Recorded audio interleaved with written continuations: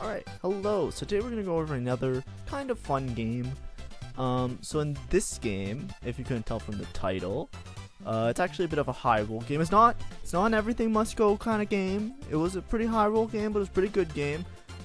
Here at Augment, you can see what kind of game it's going to be because I hit Wandering Trainer, which just means I'm just going to take it. I feel like this set, especially with the way you can get emblems as traits and tailor them, you get Wandering Trainer, and what do I get? I get Dragon Lord, Ink Lord, and if you look at my shop, that's what I mean. It's kind of one of those standard high roll games. I have a K2 upgrade, I just find a shop full of Sennas. So I guess it's a Senna game. But essentially, so this game is going to be a vertical INKSHADOW game. So you could kind of look at it. Obviously, it's a bit of high roll and whatever. But if you go through the game, I'm kind of going to phrase it or frame it more from a playing like with an INKSHADOW +1, right? INKSHADOW +1 has become one of the better traits to have just because 7 INKSHADOW is fairly strong. INKSHADOW, similar to Porcelain, it has damage reduction. And damage reduction helps a lot with making your see, like if you look here, I didn't check my INKSHADOW items. I'm checking other people to see what they did. Somebody has everything must go, I think. Somebody has divine rerolls, but essentially your INKSHADOW, you can see what the items are ahead of time. I didn't actually show it yet, so we're just gonna pay attention to see when we see those. 1 second. Here we go. There, now the inking got refreshed. So as soon as we see it, I'll point out. Essentially, you usually don't want to play vertical INKSHADOW unless you have a good INKSHADOW item. As you saw there, mine was Bombardment. I didn't really check it ahead of time because I took Wandering Trainer. If you have the option to check it, you should always look that you don't have Vitality, right? So at the time of this video, until it kind of gets changed, Vitality, which is the green heart one, right? Green. This is the worst one to get. All the other ones are pretty much playable. The best two that exist are, I believe, Protection and Bombardment. So Bombardment is one of Kaisa, or sorry, Toxin and Protection. Toxin is Kaisa's best item, and Protection is like the best frontline item. In this case, I'm going to be playing INKSHADOW with Dragon Lord, so I'm just trying to like build a board around it. So I'm just talking about it while in the VOD I built that board. But basically, if you see Protection, which is blue, it's the blue one, or you see what's it called, Toxin, which is like green, right? If you see either of these two, it can be a very, very good Kaisa spot for an INKSHADOW game. A lot of people play Kaisa, but it's really important to make use of an INKSHADOW item. And if you have an INKSHADOW +1, I would suggest checking all the INKSHADOW items ahead of time because Vitality is pretty much useless. You want to make sure that it's one of the later ones that you're going to hit, that you're not like waiting to hit one of the good INKSHADOW items. If you see Vitality in like your 3 INKSHADOW or your 5 INKSHADOW, it might not particularly be a vertical INKSHADOW game because you want to make use of the very powerful items that INKSHADOW can give you. They give you Tempo for mid game as well as Tempo for late game, right? Basically, like the items that I'm explaining to you, like Toxin and Vitality, Toxin and Protection, these ones are like, they could essentially, they're much better than any item you could build in a lot of cases. So they work as a very good +1 item. Another item that is like almost on par with another item you would build, so it just makes it a little bit easier that you don't have to build an item, is the Tattoo of Bombardment. That is very good on Kaisa. And then after that, like Fury's pretty good. The Force one is like kind of it's not that great. It's kind of good on Udyr, but it's not that good on anybody else. And then the worst one is the Vitality one. Okay, so that's a little overview of INKSHADOW in general, if you're ever playing in a Kaisa spot. So this game, I'm kind of playing vertical INKSHADOW with Dragon Lord, so I don't have much room to do like a standard INKSHADOW board, right? If you're thinking of a standard INKSHADOW board, typically you're playing vertical bruisers with the INKSHADOW, so TFT Team Planner.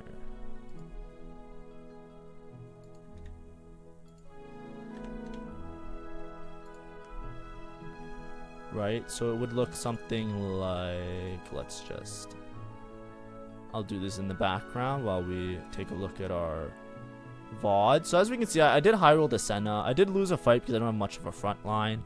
I'm playing the Janna for Dragon Lords, and I tempo level to 5 because I can still make 10. I don't really have any slammable items. I kind of want to save items because if I'm playing towards Kai'Sa, you typically want to make IE Last Whisper.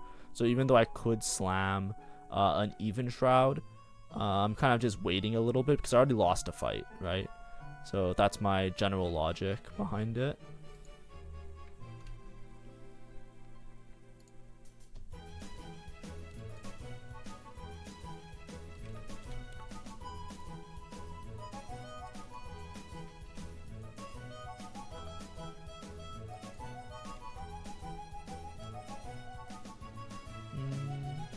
Something like this.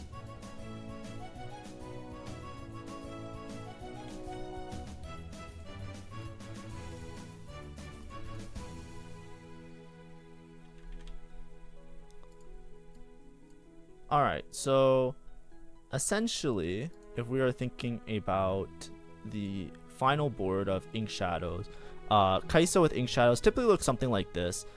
Position wise, you usually just want to have Sivir next to people because Sivir gives attack speed. You usually stack Kai'Sa with items, so it's usually like an IE and a Last Whisper, and then plus the INKSHADOW item. And Teemo is usually like your Morello holder. So something like this, because Teemo does a lot of damage. And you're basically trying to play 4 Trick Shot, 4 Bruiser. And your Bruiser frontline is very flexible because you can actually drop these Bruisers for a lot of other stuff. Obviously, if you don't have Xayah, you're playing, what's his name? Bard. Right, let's just get rid of Xayah and put Bard here because it's a little bit less high roll. And what you're essentially trying to do is you stabilize until you can go 9. You can play Story Weaver, so you can just lose, like, for example, you can lose, like, this guy for Riven, right? Sorry, I should have done this ahead of time. I'm doing this a little bit rushed because I found out that I'm going out tomorrow, so I have to do this late at night. This VOD review, so you can play Riven instead, and then you have Story Weaver in with the Galio and the Riven. Your front line doesn't have to be 4 Bruiser. You can drop to 2 Bruiser, and then you can play like Shen and an INKSHADOW, right? So you can play like, you know, this and Shen, wherever Shen is, right? There's different options. Like you can just keep like 2 Bruiser. Usually you're always keeping the Aatrox from the early game, and then you could fit in. That's how you fit in your 3 INKSHADOW, right? And then if you want to play vertical INKSHADOW, you drop the extra trick shots and you just play more INKSHADOWs everywhere, right? So you play like, you know, all of these, so you get your 7 INKSHADOW. You probably drop the volley if you don't have an emblem and you're playing 5 INKSHADOWs, something like this, right? And then on level 9 you put in, or here you put in like a behemoth to kind of fit in the board, if that makes sense. Just like a quick overview in case you've never seen it before. Surely you've seen it in some of your games. If you haven't seen it at all, just know that it's very flexible. Your front line doesn't have to be 4 Bruiser. You can kind of play whatever. In the meanwhile, in the game from the VOD that we've been watching, so the first time I have a bombardment, I'm kind of win-lose. I'm not really streaking too heavily. I do want to roll on 8, so I do want to preserve items. I haven't built anything. I should have definitely built items off of Krugs, which is what I'm doing right now. So it should be a Last Whisper. I make Adaptive Helm. I should make a Last Whisper here. And yeah, so now my items kind of are a little bit better. So I'm playing with 3 INKSHADOW. I found a Shen 2. I'm playing the Shen. I'm going to level and probably play this Ornn. I should maybe fit in Trick Shot, but right now, like, I don't need Trick Shot, so I'm just holding on to these Bards just in case. But yeah, that's essentially a little brief overview. Hopefully it was somewhat informative, and, you know, hopefully my round, if not, like, skip it over. We're trying our best to go through it. Let's see what our next augment is, essentially. And then we'll kind of talk about the rest of it.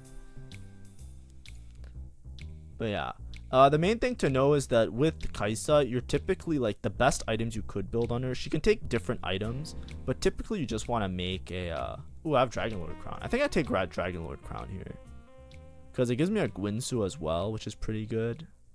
It's not the best, but it's okay. Yeah, I just take Dragon Lord because the thing is, like, if I want to play vertical INKSHADOW, I won't have much room for the Dragon Lords. And Gwynsu is also really good early on right now. Typically what you want to do is a lot of times you play the Kai'Sa with 3 INKSHADOW and you play like a vertical Ghostly board as well. So they do like a lot of extra if you do a lot of extra damage because of the ghostly units. Basically because Aatrox is an INKSHADOW and a ghostly, so you kind of build your board around that. But you don't necessarily need the INKSHADOW. You do want to make it to 9 because you're basically going to dual carry Xayah at one point.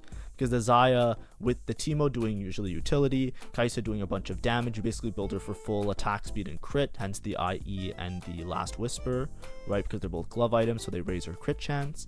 Usually put in the Teemo for utility, and then the Xayah just does like extra single target and extra like AoE targeting.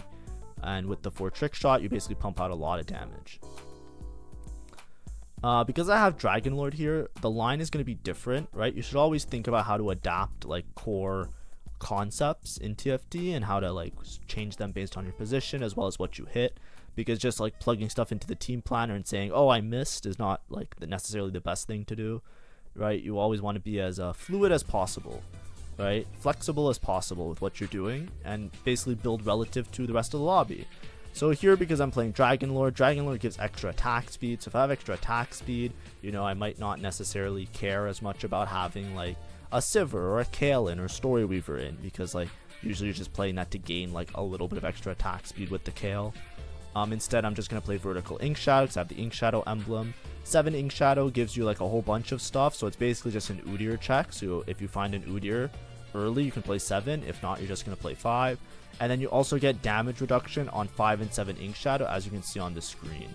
So if I go back 1 second and pause while I'm hovering INKSHADOW, so you get 5% reduced damage here, as well as 15% over here, as you can, if you can read the little blurb.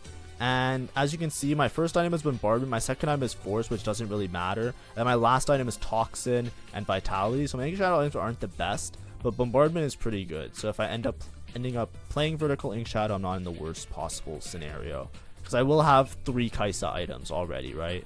If I don't hit IE, which like I made Last Whisper and I have Guinsoo, right? It's not good. I think Guinsoo is pretty bad on Kai'Sa, but with Dragon Lord, that you get a bunch of attack speed, it might work out that Guinsoo is okay. But typically you want to be Last Whisper IE.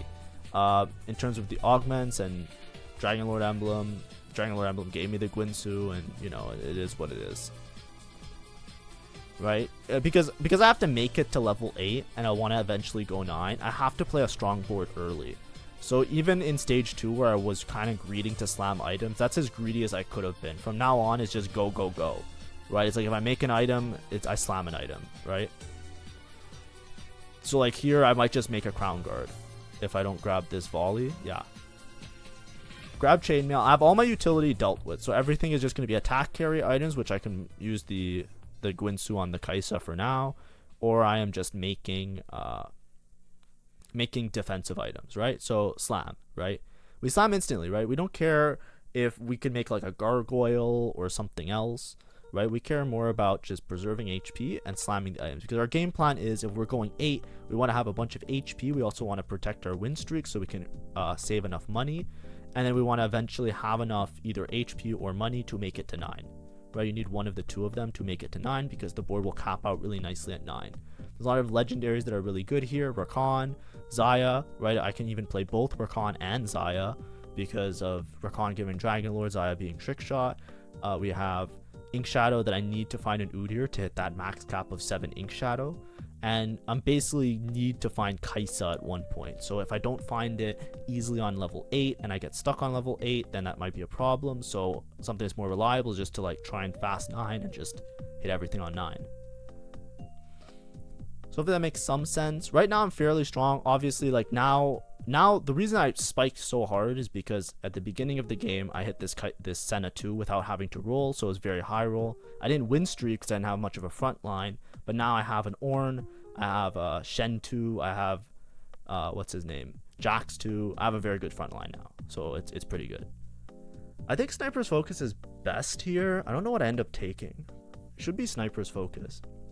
Sniper's Focus is very good on Kai'Sa, because Kai'Sa, she'll always like kind of beam and target a second unit because of the Trick Shot, the way Trick Shot works with her. So it's really good at just deleting the backline. So eventually I will sell this Senna. I could end up keeping the Senna the whole game if I just natural some more Sennas and just have a dual carry Senna, because it's not even that bad, right? It's just that, like, you know, it's fine. I think what would have been really great is finding like one of the best items in the current patch or the current like state of the game is Eternal Winter, because there's a lot of units that just deal a lot of damage based on like attacking frequently, and having any sort of like stun to disrupt that can like basically change a lot of the fights. So if you know, if you hit the Ornn item, you hit Eternal Winter, that's definitely like a insta cop, right? I would definitely want more frontline here because I already have 3 backline items basically. But the only frontline item was the what's it called? The hammer thing, the one that you have to isolate the unit. I forget what it's called. Hull Crusher. The only one was Hull Crusher, and I'm not too fond of it, particularly in this spot. Because the sniper's focus is fine, because I don't like Gwinsu on Kaisa anyways, right? So I can just put the Gwinsu on somebody else, like Senna or Xayah, like one of the secondary carries, and if I eventually hit the Kaisa, I can then just put the sniper's focus and the last whisper on her with the bombardment. And then who knows, if I hit something that I like better than bombardment, I can always switch the bombardment onto the dual carry, which is just the nice part about INKSHADOW. Yeah, so it's like 3-7. I'm not even that close to level 8. I might have to go 0 and just like go 8 with 0 gold. Hopefully I just like natural into a Kaisa, because it's champion delivery, I believe. That's why I keep like getting high cost units, but haven't really gotten anything of use just yet. I got a Lilia. But yeah, right now we're playing for INKSHADOW, right? So even leveling here, like, you know, obviously it's not that great because I'm 58 gold. I'm going to be 10 gold on level 8. It's not worth it. I might still 4-2 it. The reason I'm 4-2ing it is even though I'm getting to level 8 and I don't have that much money, I still have a Volibear that I could put in. And the Volibear on level 8 with the 5 INKSHADOW will make my board very strong, right? It will give me some level of spiking, which is really important. The rest of the lobby is also kind of low roll in a way. I guess they just haven't sent it yet. They're kind of greeting a little bit. But as you can see, I win this fight anyways. And we'll see what my next augment is. I think I just take a combat here, or it's either a combat or I take something that makes me fast 9, like insta. That's kind of like the temporary board I kind of came up with. And we'll see what I hit and how I hit it. 7 INKSHADOW isn't essential, right? Because I could just play vertical Dragon Lord, but because I got the extra Dragon Lord emblem, it might be worth it just to fit in the INKSHADOW. I take Combat Caster. Combat Caster is pretty good because just having the extra shield is nice. Here I just bang, just extra INKSHADOW item, and now all my INKSHADOW units get damage reduction, which is pretty good for the 3 front lines and as well as the back line. And I think I'll just roll like once or twice here just to like try stuff just to see what I can do. I find a Lee Sin. Lee Sin's actually good in this spot because I'm playing Volibear anyways for frontline. So I kind of switch off the Janna just to oh, actually, is this Kukuri? I guess it is. Is Janna better than Ornn? Well, 4 Dragon Lord gives me the stun, so it might be better this way. I think like in my head I'm like, yeah, might as well just lose Behemoth. It's a little bit of extra armor on the Shen. But I'm probably going to switch items off the Shen anyways long term. But yeah. We're just holding units. We're just chilling here. I'm highest health in the lobby because INKSHADOW is one of those things that is very strong early, right? If you're playing either INKSHADOW or Ghostly, like there's some of these traits, even Faded, there's things that are really strong early game. So even though I lost out like win-lose on stage 2, stage 3 I essentially won every single round. Because once I had good frontline, Senna with full items, because I basically have a full extra item with INKSHADOW, becomes very strong. And it doesn't really matter if you're playing vertical Ghostly or not, even if you're playing like this kind of like ragtag in between where you have like INKSHADOW, it's still very strong.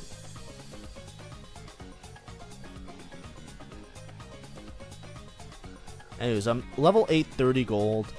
I'm kind of thinking I just go 9. I didn't find a Kaisa. It sucks. But I think I'm stable enough to go 9. This guy is Shen 3 Eternal Blade. This Eternal Blade augment, it actually worked out. Like I had a video that I never posted where I got first with Eternal Blade Shen. I think I got 2 first with Eternal Blade Shen, but I never made a video out of it. because in the they were all in the previous patch, and in the previous patch the Guinsoo build of Shen was bugged because he was like mana locked. So what ended up happening was the best thing to do was to build Shen with like full tank items, like just double gargoyle. But now this set, like this patch, like in this B patch that they fixed it. Also, I still beat this guy because he didn't have any frontline. So it might have been better to make frontline Shen at this point because he's kind of not very strong at all, even though he should be level 7 Shen 3. Regardless, what I was trying to say is that in the build that I did, I made him with double gargoyles, and now that's a really bad build according to the stats, and the double Guinsoo build on Shen is actually really good. So I'm just waiting till I get Eternal Blade or Ethereal Blade, whatever it's called, again, so that I can make a proper video out of it instead of posting a video and saying, hey, this is like super outdated because this video is from like 2 weeks ago. But yeah, just don't do this anymore. You know, life of grinding TFT and then having a live update game where they change the patches a lot. Yeah, so I get a Lee Sin too off of the carousel, which is great because he helps the front line. Lee Sin is a unit. I remember even today in the study group Discord I'm a part of, it was like people were like, one of my friends was like, is Lee Sin even like a unit or is he just like a trait bot? And it's like, I think starting next patch Lee Sin will be really good because Lee Sin reminds me of like Poppy in set 10. Right? Lee Sin isn't really a tank and he isn't really a melee damage dealer, but he's a little bit of both. So long as your board can like support him, right? So if you're playing like vertical Dragon Lords where everybody gains a bunch of attack speed, or you're playing Sage or Heavenly, then you can kind of go infinite because he's really good at taking like a bunch of different stats, right? So me, like, I know he got deleted here because this is a guy playing Kai'Sa, right? But also this guy's Kai'Sa spot is really good, but like I'm not even contesting it at this point, but I think I still beat him because I just have so much good shit going for me with the 4 Dragon Lord 5 INKSHADOW. Look, I literally just killed him. So, you know, yay, Kai'Sa back in the pool. That's me scouting to make sure. And as well, same with Lee Sin is Lee Sin like really shines with having multiple stats put on him, right? So that's why I put Tattoo of Force on him, because Tattoo of Force makes him dash and do damage to enemies, but also gives him a bunch of armor and a bunch of MR, right? So it's really good. It's just like well-rounded stats, and that's why he's really good with like, you know, Dragon Lord Heavenly, or like when you play like Dragon Lord Fine Vintage, where you just stack a bunch of attack speed and armor with Randuin's and Aegis. It works out really well for Lee Sin. They're buffing all the forecasts in the next patch to have more HP in general, and I'm sure they're going to do other tweaks to like their abilities and some of the numbers as well. But even an HP buff towards a melee unit that needs survivability, he might turn into like a demon, right? There's already very niche lines if you're playing Dragon Lords and you want to pip. If you're playing like and you're contested Duelist or Yone and you have Gargantuans Lee Sin actually does really well as well. I think the VOD I had for that got corrupted, so I couldn't post it, but it's a niche line that I studied from stats that actually worked out practically for me as well. Anyways, I'm only 3 Ghostly, 5 INKSHADOW, 4 Dragon Lord. I probably want to play 7 INKSHADOW just because I have the emblem. If you don't have an emblem, then you usually play 5 INKSHADOW, and then you could just play with Ghostly. You usually play 5 INKSHADOW, 4 Ghostly, or you play 3 INKSHADOW, 6 Ghostly. You play some combination like that on level 9, just to have like a bunch of damage. Or you can play the Trick Shot Kai'Sa line, which you don't really care about INKSHADOW. You can kind of fit it in if you can. Like if it gives Kai'Sa a good item, you're usually only playing maximum 3 INKSHADOW in that case. So those are like the different versions that you're going for. In this case, I'm going for 7 INKSHADOW because it will reduce the damage by a lot, and I'm hoping to make it to 9 so that I can fit in, what's his name? Udyr, right? And Udyr will synergize with the Shen. Typically, you have a Shen and a Alawi, and Alawi synergizes with the Jax for Warden, and then your main frontline tanks are Shen and Alawi, and you can even roll for them, maybe hit if you're uncontested. I just leveled to 9 here. I have a really expensive bench as well, so, you know, I'm hoping that I can just hit something. I find a Kai'Sa, which is great, so I already have a Kai'Sa on board. Where did my Kai'Sa come from? When did I get that? I forget. I got Kai'Sa at one point. I have a Kai'Sa 1. I think I got her this turn, right? Yeah, I got it this turn on my roll down. Right, yeah. Sorry, I wasn't paying attention. So I just remove Sniper here because, you know, Sniper adds to the, maybe let's keep Sniper in another turn, actually. Because Kaisa 1 versus Sniper, I don't think really matters. But yeah, I'm just kind of slight rolling. I have this Sway in for, like, no reason. But in my head, it's like if I just don't hit Kaisa 2, I'd gladly just make a Kaisa 2 in 4 rounds. I'm 89 HP, right? So I can definitely, like, make this work. I might even be able to go 10 this game. Right? Because, like, if you look at even this fight, right, this is like a 1-cost reroller with too much candy that didn't really hit. You know what I mean? Like, I'm probably going to beat this guy with, like, a Senna 2 on stage 5-1. Right? Actually, I might lose this. Do I lose this? No. I think I win this for sure. Yeah. Like, the whole lobby kind of isn't really that strong. Right? There weren't, like, aggressive rerollers that kind of chewed away at your HP in stage 4 because they all hit. Anyways, I got Kaisa. That's nice. Diana. Maybe Diana over the other dude. Finally, I hit my Udyr, so I'm thinking, like, who do I switch out? And I get the Tattoo of Toxin. So I'm not even switching off this Senna at this point because I'm 1 item off of Kaisa. Right? I can just make her a different item. Right? Because then I don't even have to sell the Senna. I'm trying to figure out my board though, because I lost Behemoth, right? But I got 7 INKSHADOW in, so it's definitely better. Here, this, probably like, yeah, I'd make Gargoyles. But Dali on somebody. I think I still have Lee Sin in as well. Yeah. But now I'm very strong, because now I have Kaisa 2. I don't even have Trick Shot in for Kaisa, but I have this Way in, right? And I can very easily, swap out the Way for somebody else. I think Way is exalted though, so I think that might be why I'm keeping him in. But this Way is basically an empty spot, so I can switch this Way for a Trick Shot or a Dragon Lord, basically. Right? Like I can switch Way for Rakan, or I can switch it for Xayah. I don't think Xayah counts as Dragon Lord, right? Xayah is just oh no, is Xayah Dragon Lord? I can't remember if she counts or not. Yeah, not on Kaisa. So Toxin is Kaisa's best item. The next best is Bombardment. They're not too much different, but basically right now I would just need like either an attack speed item for Kaisa or a crit item for Kaisa, but basically anything's good. And eventually I can switch this Way for a for somebody else, but you know, Way 2 is Way 2, right? It's a 5-cost 2-star, does a shit ton of damage in AoE. And I have good single target, right? Like my Kaisa does single target really well, and so does my Senna.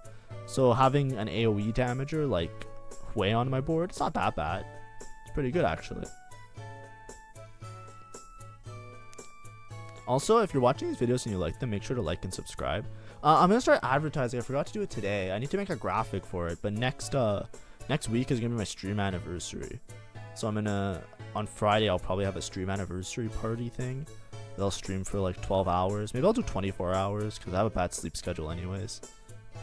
And we'll do lots of fun stuff. I should probably advertise to this TFT channel because I don't really post on my art YouTube anymore.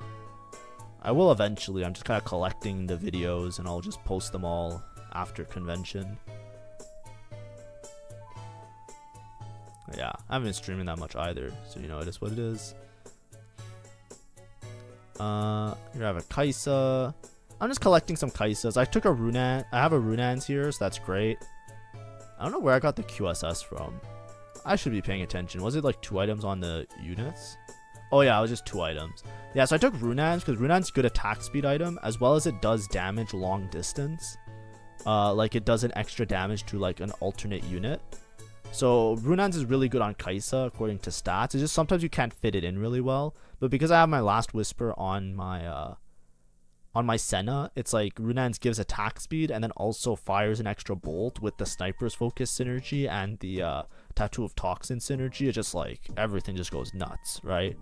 So I think it's like my Kaisa is going to do a shit ton of damage here. Okay, yeah, so Xayah is also Dragon Lord, right? Yeah, so I could have just played... Yeah, okay. She counts as Dragon Lord. It's altruist that she doesn't count as. I sometimes forget, because I almost never play Dragon Lord with Kaisa, but it actually works out. My dummy actually works out really well around this Xayah. Because I'm just playing 4 Dragon Lord. 5 Dragon Lord's really, really strong, right? And I could easily fit it in by removing this Hui, which I think is probably the correct choice. But I think Hui is exalted, and that's the only reason why I'm keeping him in. And look how much damage my Kai'Sa is doing. Holy shit. I have it on damage blocked, and you can see my Lee Sin's blocking a bunch. I'm just checking everybody to see like what they're going for, because right now I'm the strongest in the lobby by far, and I also have a lot of HP. So I'm making sure that nobody is going for any 3-star 4 costs or anything like that, right? I'm doing my proper scouting. So I think in this case, if Wei was not exalted, I would just play a random Dragon Lord, right? I would probably just play like a Diana. Just make it 5 Dragon Lord. 5 Dragon Lords gives so much more attack speed, and it's just super useful to have on the board. Just in terms of everybody. I'm still like an Udyr 1. I'm not really greeting any rolling. Really, the only other strong person is this Shen player, and this Shen player kind of isn't really it, right? Like, if you look at my board, I am fucking strong. And a lot of it is because of INKSHADOW, right? INKSHADOW, just everybody's a little bit tankier, so everybody's just not taking as much damage. My Kai'Sa items are really good. My Senna was really strong for most of the game. I streaked, so I had a lot of gold. I made it to 10. And then I also have 4 Dragon Lords, so not only does it give everybody a bunch of attack speed, it also stuns the enemy. And with Kai'Sa, you kind of just want constant uptime of her just like shredding the enemy, right? Because that's what Kai'Sa does. She just kind of beams them down, just deletes them. Here you can see the damage. I just pulled it up. So it's kind of like nuts how much damage the Kai'Sa can do. So having like stun and attack speed just helps her to cast faster, helps her to attack more. It also helps the Senna to attack more, the Senna to attack faster, and it also stuns the enemies. So even that small second delay, it hurts the enemy's sustainability as well as like just their general like ability to play the game more or less. Plus I have Exalted in with level 9. Everybody's doing bonus damage because of that. It's kind of wraps at this point. I just got dropped a Greater Duplicator. I kind of check everybody else what they got dropped. Because, you know, it's kind of even. I'm just like, okay, fuck it. I'll just roll down. Like, I want, the reason I'm rolling here is because, I could go 10, but the other people's boards aren't really changing, if that makes sense. Anyway, I sell the Senna now to put the items on the Xayah because the Xayah is just strong. I still have to put all of these on, so my INKSHADOW items all popped off, and then Tattoo of Toxin. Yep, perfect. The reason I'm rolling, so I'm rolling for Xayah 2 and I'm rolling for Udyr 2. The reason I'm rolling is because instead of greeting to go 9 and giving my opponents the chance to improve their boards, I see that they're like maybe 1 or 2 lives and they're like very far away from improving their boards. Greeting is not essential, right? Greeting to go to 9 for what? 1 extra Dragon Lord, 1 extra Behemoth. Like, it's not going to make that much of a difference in the fights, but I don't want to give them the chance to have like some kind of insane board, if that makes sense. So I just roll to 0. It's like, yeah, I just want to make sure this guy dies as soon as possible. It's maybe a little bit of aggressive rolling, but I'm honestly just looking for this Udyr 2, right? I just really want this Udyr. Anyways, I'm looking for Udyr 2. I'm still Udyr 1. I hit Kai'Sa 3. I know I had the greater dupe and I could have just made Udyr 2 and like send it, but like, yeah, Kai'Sa 3. GG. Check out this high roll. Like, this guy's gonna be so confused. He probably doesn't even know. He probably doesn't even know because he's like, oh yeah, he didn't hit Udyr yet. Okay, so this is pretty bad positioning because I immediately get stunned by his Udyr, but it doesn't really matter because I take so little damage with 7 INKSHADOW. Yeah, he just gets deleted by the Kai'Sa as soon as she starts attacking. But that you know what? If I didn't hit Kai'Sa 3, that definitely was a lost game. Yeah, and now he's like looking at my board and he's like, oh shit, that's a Kai'Sa 3. And now I finally hit Udyr, so now I feel comfy. I'm like, okay, yeah, the game's over. I don't think he hit Udyr 2 yet, but he has Irelia 2, which is kind of scary. I do need to position this better. I don't know how the Udyr made it so easily into my backline. I want to position my Kai'Sa far away from the Shen because of the sniper's focus, but I didn't really change anything, which is kind of my bad. So what I should have done is I should have put the Lee Sin where my Aatrox is, and I think the Lee Sin, because he has QSS, he won't get stunned by the Udyr. But yeah, kind of the same thing happens. My Kai'Sa gets stunned instantly. But you know, Kaisa 3, GG. So that's the high roll part of the game as well. So high roll the intro, high roll the end. We had a Kaisa 3. Let's go. But yeah, hopefully this was a good introduction. I was looking for a Kaisa video to post because this comp has been very strong in today's patches and everything like that. And I'm sure you've probably seen people playing around Kaisa. Also, I need to update my my sub goal for TFT because I think I'm at like 130 or something subs as well. But anyways, so that was a very fun game. Hopefully it was somewhat informative if you're playing like a more basic version of a Kaisa line. But yeah, this is another version depending on what you hit in your spats. The Kaisa line is very flexible. You can flex your front line a lot. You can play towards Ghostly, play towards INKSHADOW, play towards just Bruiser and trick shots. And they're all pretty viable because Kaisa is pretty reliably strong. But a lot of your game opens up with hitting the legendaries on level 9. So you always want to find a way to make it to 9. If you have to roll deep on 8, it might not be a top 4. But yeah, that's just the way it works. And hopefully people can replicate some cool, fun Kaisa games in your gameplay. Bye-bye.